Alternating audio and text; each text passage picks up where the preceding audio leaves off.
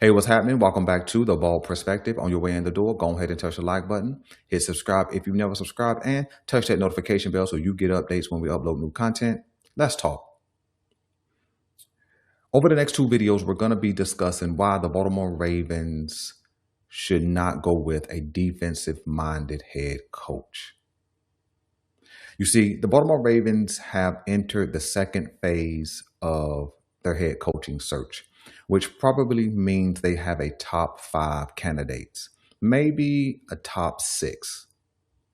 And some of the reporting, some of the suggestive nature of that reporting is that defensive coaches like Jesse Minter and Anthony Weaver may be top candidates.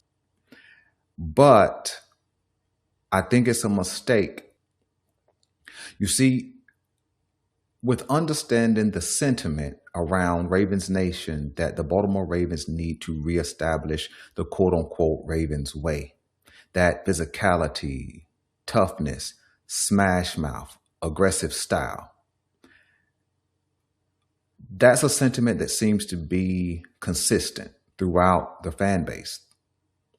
But I think at this point, just getting a defensive-minded, aggressive head coach, the quote-unquote leader of men, may not be enough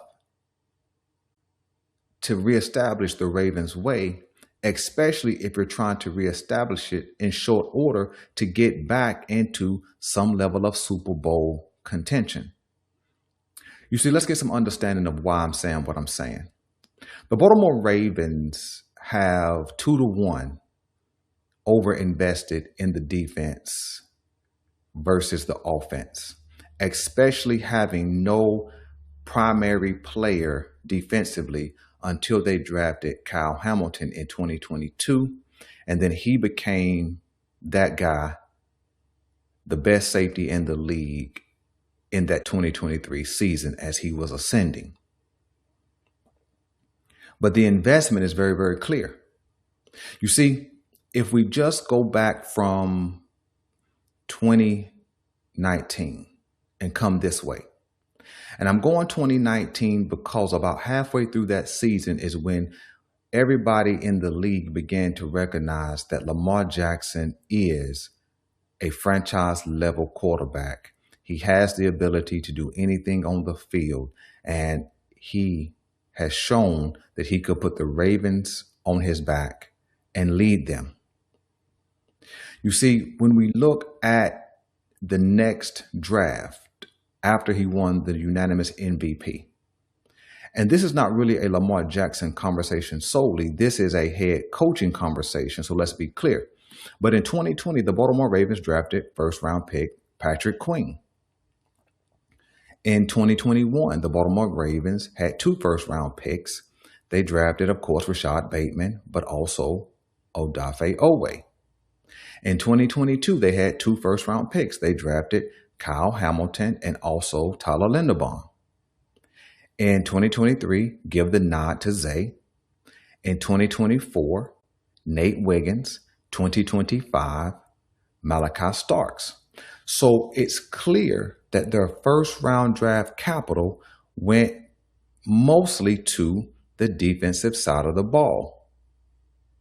I will acknowledge that it was Marquise Hollywood Brown in 2019. It was Rashad Bateman in 2021. It was Zay in 2023. Forget about Linderbaum in 2022. I will give you that. But the Zay pick cancels out the Hollywood Brown pick. Why? Because you traded, that being the Ravens, Hollywood Brown away with no replacement. So in essence, Zay Flowers became the replacement. Now, so you have a 5-3 first-round pick difference. 5 defensive first-round picks. And that's not to mention the second rounder that the Baltimore Ravens wasted on an injured David Ojabo. All right? But let's not stop there. The Baltimore Ravens since 2019 have made 7 trades for defensive players.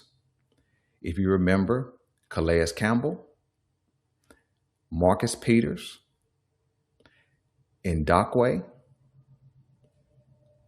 let me think, Roquan Smith, Draymond Jones, Aloy Gilman, and it seems like there's one more trade. I'm pretty sure it was 7 players that I remember reading about.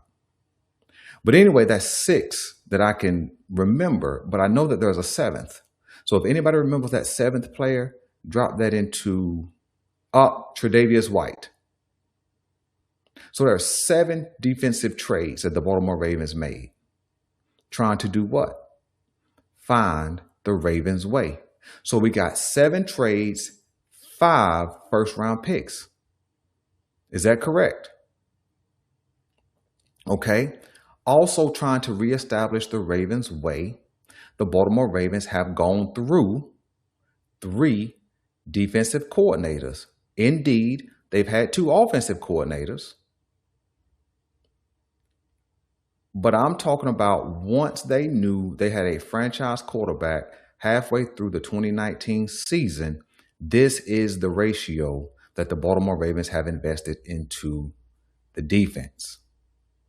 Now, let's go one more leg in this conversation. Contracts. The Baltimore Ravens defensively have invested $100 million in Nnamdi Madubuike. After trading for Roquan, they gave him $100 million. Marlon Humphrey's deal was basically $100 million. And Cal Hamilton, most recently, $100 million. Now, the only guy who comes close to that in an offensive investment is Lamar Jackson, of course, which you have to pay your franchise quarterback. And of course, the second contract, or maybe it was his third, I can't remember which one it was, that went to Ronnie Stanley. So we can see whether it's draft capital, whether it's trade to add to the defense, or whether it's contracts, money spent, there's an overwhelming amount of capital that had been invested into the defense, trying to reestablish, find the Ravens' way. And here we are, still don't know who the defensive coordinator will be. We still don't have an edge rusher. We don't know who's going to be along the defensive line. We have questions about interior linebacker. We have questions at cornerback, and we have some questions, you might say, at safety.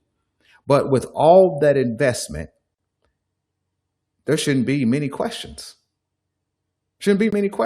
Now, let's be clear.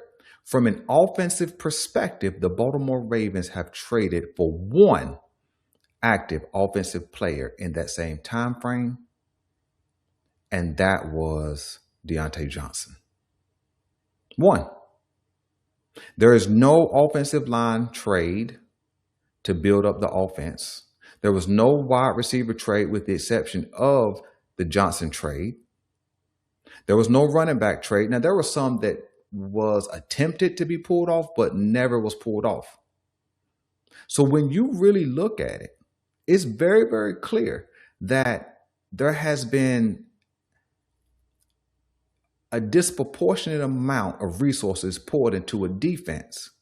And so to think that we should go with a defensive-minded head coach just to reestablish the Ravens' way, when there is no evidence right now on this team that there is a defensive player that possesses that, doesn't seem to make sense to me.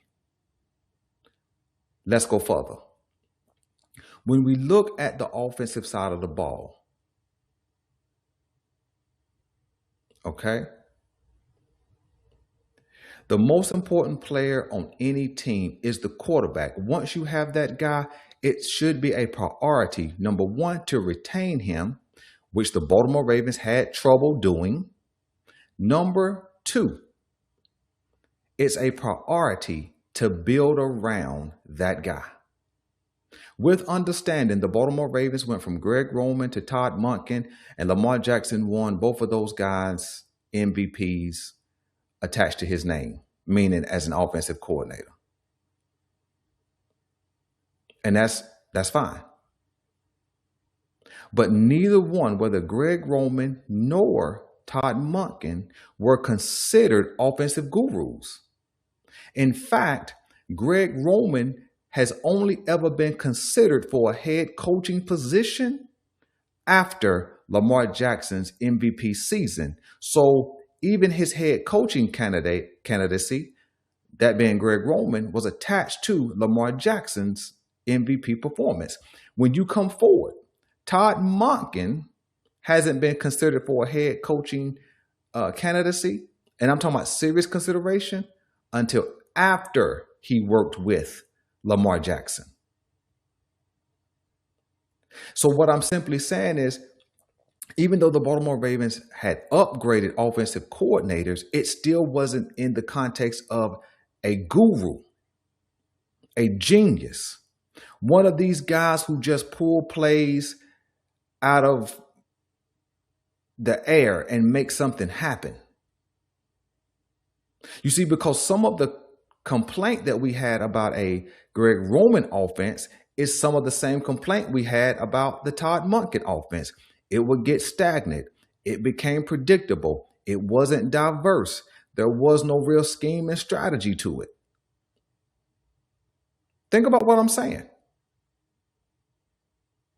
And so when you lean into an offensive-minded head coach, one of the boy wonder geniuses, such as a Clint Kubiak, or maybe even a Joe Brady, what you do is you give Lamar Jackson an opportunity to go up another level.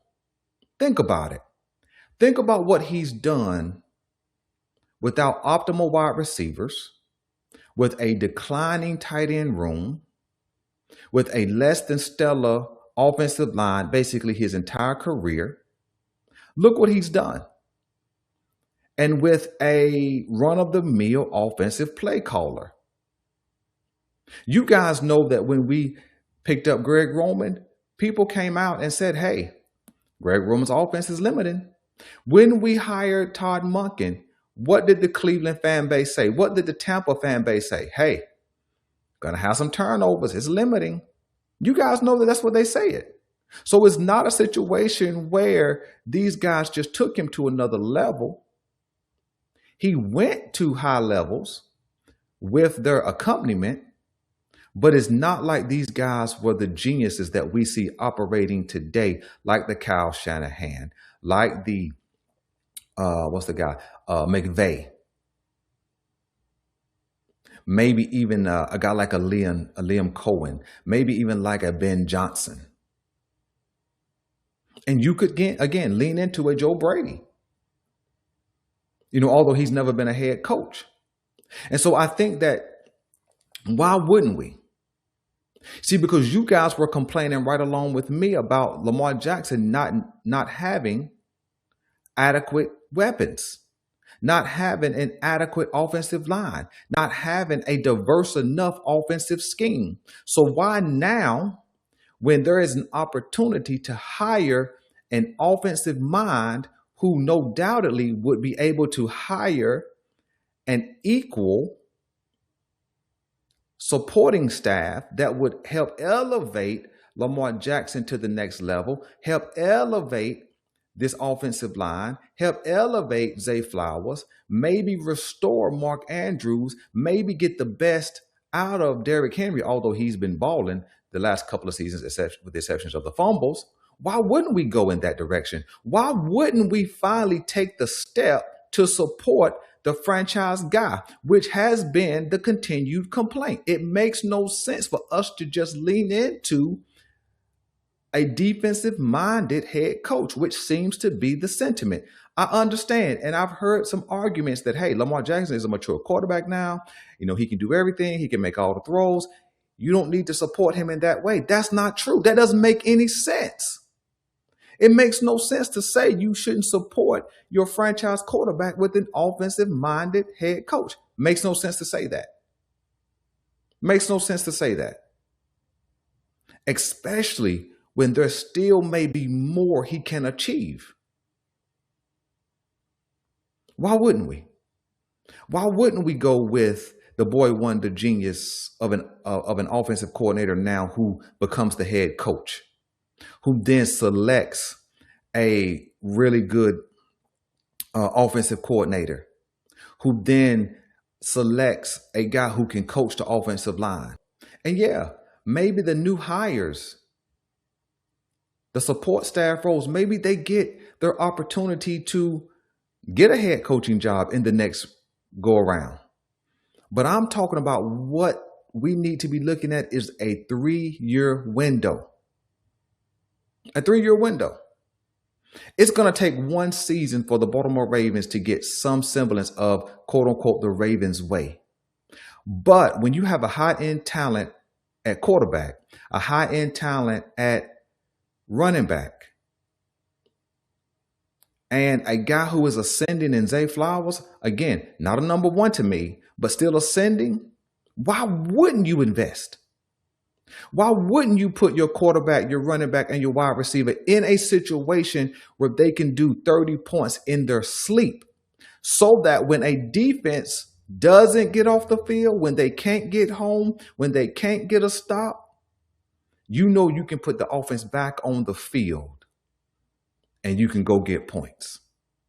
Makes no sense to just lean in the defensive way, just so we can say we're restoring the Ravens way. I get it. Anthony Weaver, Jesse Mentor, I've seen some speeches and some quotes from them, and I've heard all of the run through the wall for that guy statements.